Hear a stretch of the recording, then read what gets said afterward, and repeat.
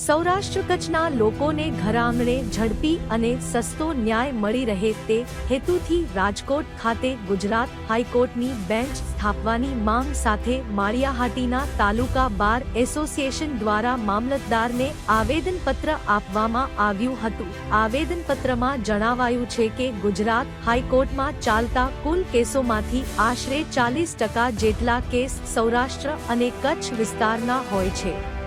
જો રાજકોટ ખાતે હાઈકોર્ટ બેન્ચની સ્થાપના કરવામાં આવે તો ગુજરાત હાઈકોર્ટ પરનો ભાર ઘટશે, કેસોની પેન્ડન્સીમાં ઘટાડો થશે અને લોકોને ઝડપી તેમજ સસ્તો ન્યાય મળી શકશે। વકીલ મંડળે રજૂઆતમાં જણાવ્યું કે સૌરાષ્ટ્ર કચ્છના છેવાડાના વિસ્તારોમાંથી અમદાવાદ સુધી હાઈકોર્ટમાં ન્યાય મેળવવા જવા આવવામાં લોકોને ઓછામાં ઓછા 6 થી 12 કલાકની મુસાફરી કરવી પડે છે।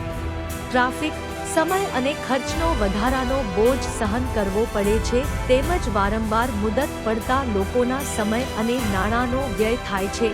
રજૂઆતમાં વધુમાં જણાવાયું છે કે રાજકોટ સૌરાષ્ટ્ર કચ્છનું કેન્દ્ર સ્થાન છે અને ભૂતકાળમાં અહીં સૌરાષ્ટ્ર બેન્ચ કાર્યરત હતી।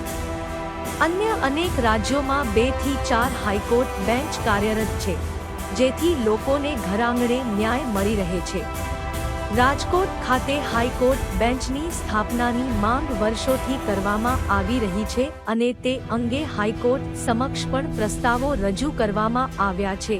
વકીલ મંડળે વધુમાં જણાવ્યું કે ગુજરાતમાં કેશુભાઈ પટેલના કાર્યકાળથી લઈને આજ દિન સુધી વિવિધ સરકારોએ ચૂંટણી ઢંઢેરામાં રાજકોટ ખાતે હાઈકોર્ટ બેન્ચ આપવાનું વચન આપ્યું હતું, પરંતુ વર્ષો વીતી ગયા છતાં આ માંગ પૂર્ણ થઈ નથી।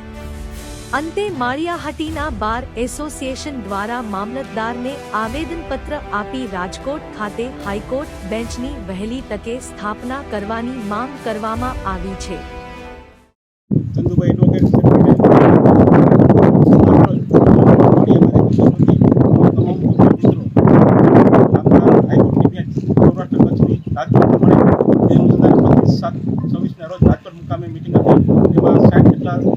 જિલ્લાના પ્રમુખો તથા સેક્રેટરી ઉપસ્થિત હતા, તેમાં સર્વાનુમતે ઠરાવ કરવામાં આવેલ કે 29/7/2023 એક દિવસ